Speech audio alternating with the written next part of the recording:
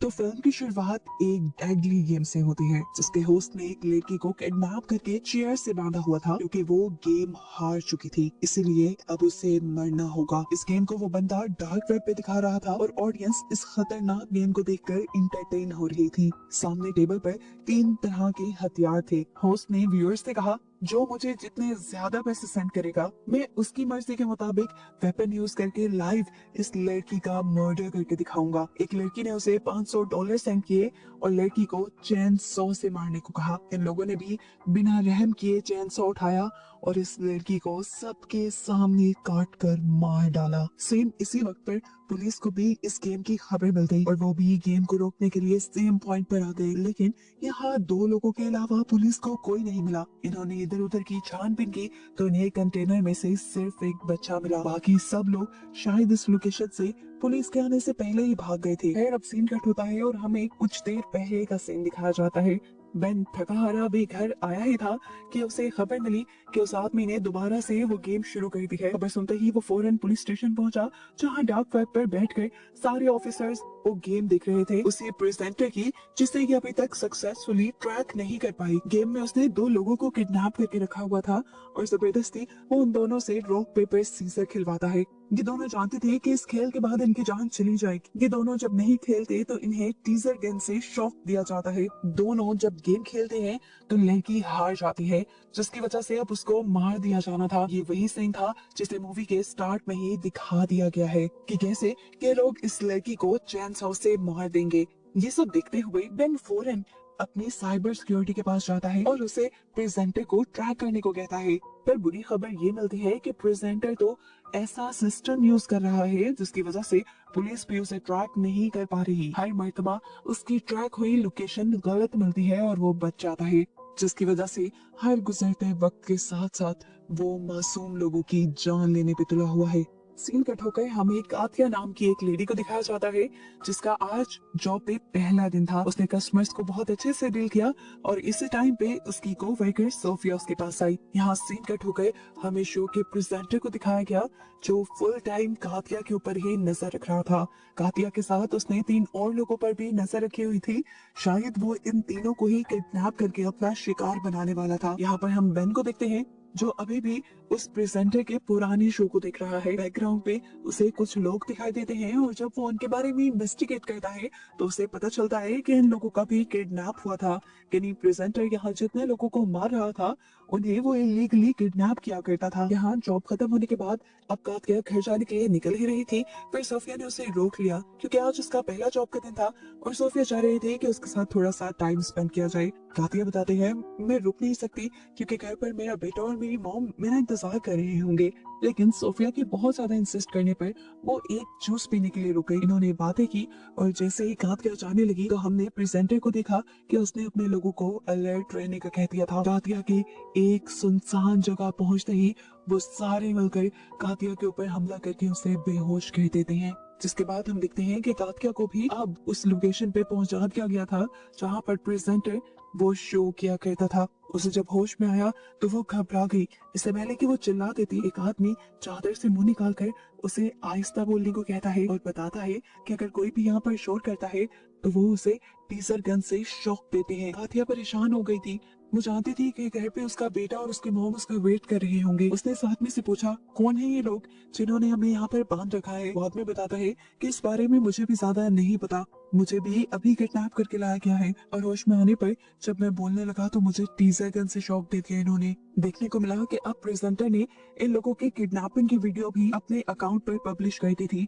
ये देखकर बहन बहुत ही ज्यादा गुस्से में आ गया और उसने अपनी टीम से कहा कि इन सारे लोगों की इंफॉर्मेशन निकालो, ये लोग कहाँ कहाँ काम करते थे और कहाँ कहाँ से इन्हें किडनैप किया गया। बहन बुरी तरह इस केस में फंस गया था।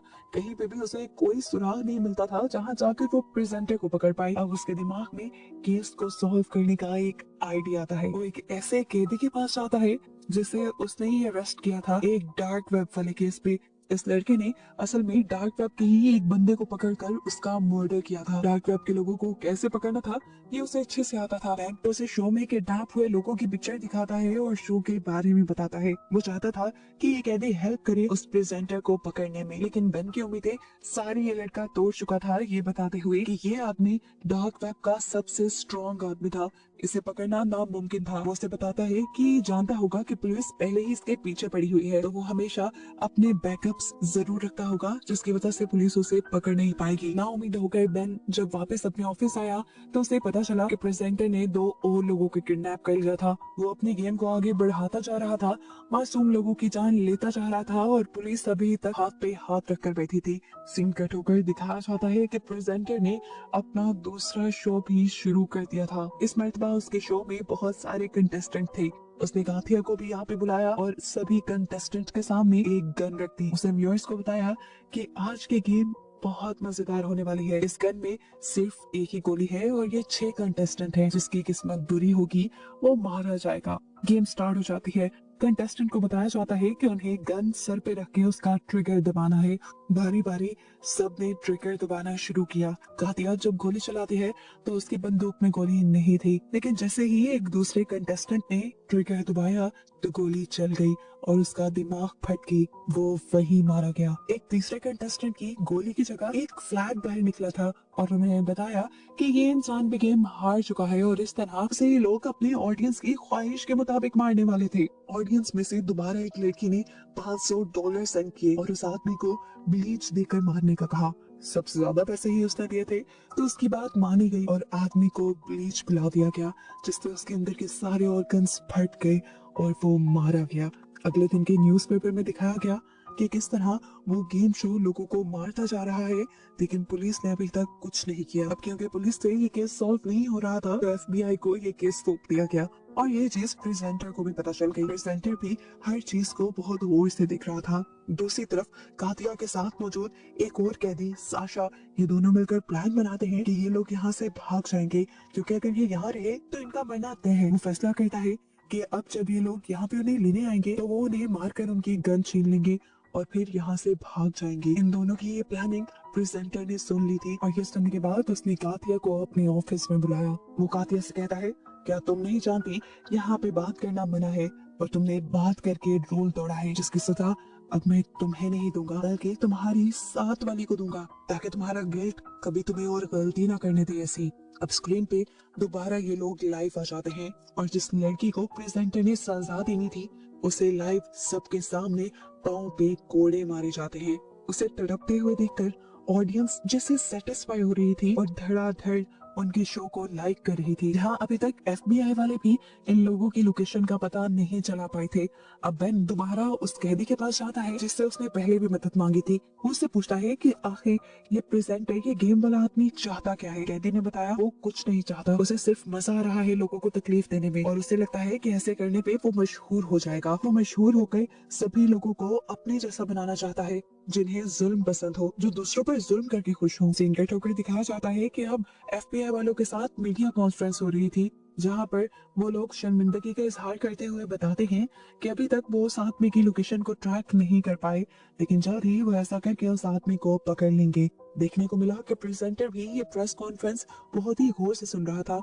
सीन कट होकर हम बहन को देखते हैं जो अपने घर आया था। वहाँ पर उसके लिए एक सरप्राइज था। उसकी वाइफ को पता चला था कि उनके घर एक बेटी पैदा होने वाली है। ये सुनकर बहन को खुश होना चाहिए था, लेकिन वो खुशी का इजहार नहीं कर पाया क्योंकि वो इस केस में बहुत ज्यादा इन्वॉल्व हो गया था और इस तरह उसकी वाइफ को लगने लगा कि शायद बहन इसकी फैमिली से और उसकी बेटी से खुश नहीं। यहाँ दोबारा हम प्रेजेंटर का शो देखते हैं, जहाँ पर वो 4 लोगों की तस्वीर दिखाता है और बताता है कि अगले दिन वो इन 4 लोगों को किडनैप करने वाला है। यानी वो सीधा सीधा पुलिस को धमकी दे रहा था और साथ ही एक मौका भी दे रहा था उसको पकड़ने का। पुलिस वाले फौरन उन लोगों की लोकेशन ट्रैक करने लगे जिनको उस आदमी ने किडनैप करवाना था। इतने में ही बेन जब ऑफिस में आया तो उसे मीडिया वालों ने घेर लिया। अब प्रेजेंटर जैसे ही बेन की फुटेज देखता है तो वह हैरान हो जाता है कि एक नॉर्मल सा पुलिस वाला इतना ज्यादा इस केस में इंडल्ज क्यों है। वो इसके बारे में इंफॉर्मेशन निकलवाता है और उसे पता चलता है कि बेन की मॉम और बहन किसी ने बेदर्दी से उन दोनों का मर्डर कर दिया था। बेन उन्हें बचा नहीं पाया था और इस चीज का बेन को बहुत रिग्रेट था, जिस रिग्रेट को खत्म करने के लिए वो अब मासूम लोगों की जान बचाने की मिशन पर था। यहाँ पर फाइनली अब प्रेजेंटर उन लोगों को भी किडनैप करवा चुका था जिनके लिए उसने पिछले दिन धमकी दी थी। इसमें एक बहुत छोटी बच्ची भी थी जो इस शो को देखती थी। उसे लग रहा था कि ये शो वाले उसको कुछ नहीं करेंगे, लेकिन प्रेजेंटर ने यहाँ उसे बताया कि अगर वो इस गेम में आ गई है तो वो अब इस शो की फैन नहीं रही बल्कि शो की विक्टिम बन गई है, और जैसा यहाँ पर मौजूद सब लोगों के साथ होगा वैसा ही सलूक उसके साथ भी किया जाएगा। ये कहते ही वो कैमरास की तरफ मुड़ गया और अपने व्यूअर्स को बताने लगा कि आज वो लोग डॉज गेम खेलेंगे जिसमें गेमर्स ने एक दूसरे को बॉल मारनी थी। इस बॉल से बाकी लोगों ने बचना था और अगर किसी एक को भी ये बॉल लग जाती तो वो मारा जाता। अब यहाँ पर गेम स्टार्ट होती है, ये लोग एक दूसरे को बॉल मारते हैं और काफी लोग यहाँ पे हार जाते हैं। जैसे ही उस छोटी बच्ची और एक बुढ़िया आदमी की बारी आती है तो बूढ़ा आदमी बॉल को नीचे फेंक देता है बचाए लड़की को मारने के। उसे प्रेजेंटर से कहा कि मैंने हार मान ली है, मैं उस लड़की को नहीं मार सकता। ये देखकर प्रेजेंटर ने उसे कहा कि यहाँ पर गेम तुम्हारी मर्जी से नहीं खेला जाएगा। यहाँ पर इस बुढ़े आदमी को अपने पास एक वायर का टुकड़ा मिला, ये काफी शार्प था जिसे उसने अपने पाँव के जूते में छुपा लिया। अब काफी दिन गुजर जाते हैं और कोई शो प्रेजेंटर ऑन एयर नहीं करता। काफी दिन बाद जैसे ही उसका शो ऑन एयर होता है तो बेन के साथ साथ सभी पुलिस ऑफिसर और FBI एजेंट उस शो को देखने लग जाते हैं। अब क्योंकि प्रेजेंटर को बेन के बारे में पता चल चुका था तो वो बार बार शो में बेन का नाम ले रहा था। वो ये भी जान गया था कि पुलिस वाले इस शो को देख रहे हैं। अपने व्यूअर्स के साथ वो पुलिस वालों को भी बताता है कि पिछले दिन उस बूढ़े आदमी ने रूल तोड़ा था जिसकी वजह से अब दोनों की जान जाएगी, लेकिन बेन यहाँ पर किसी एक की जान बचा सकता है। वो अगर चूज करे कि किसको मारना है तो एक की जान बच सकती है। सब बेन को मना कर रहे थे कि वो चूज ना करे, लेकिन तब प्रेजेंटर ने कहा कि अगर बेन कुछ चूज नहीं करेगा तो ये दोनों मारे जाएंगे।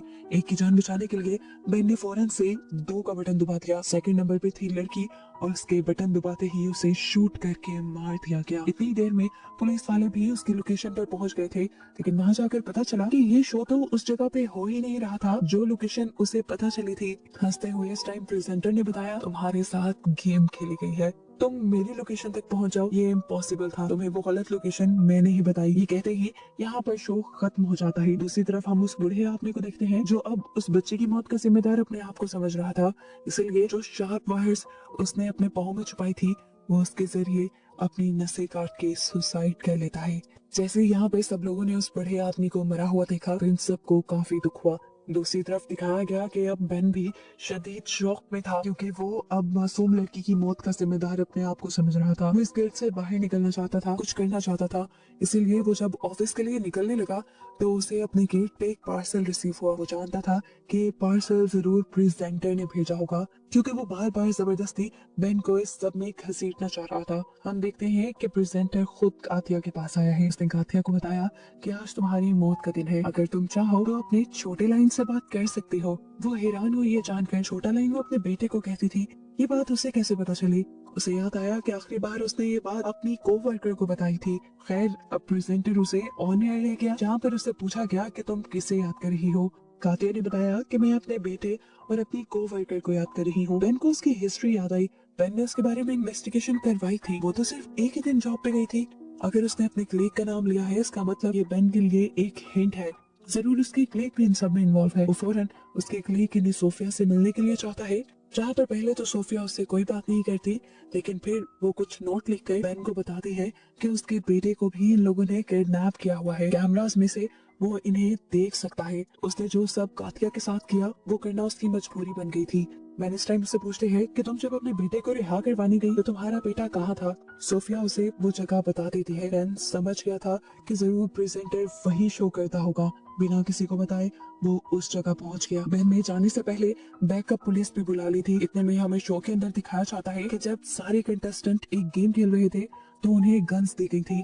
इस एतबार सभी कंटेस्टेंट ये फैसला करके आए थे कि वो अपने बजाय यहाँ के लोगों को मारकर अपने आप को आजाद कर लेंगे। इस सब में उन्होंने फायरिंग शुरू कर दी।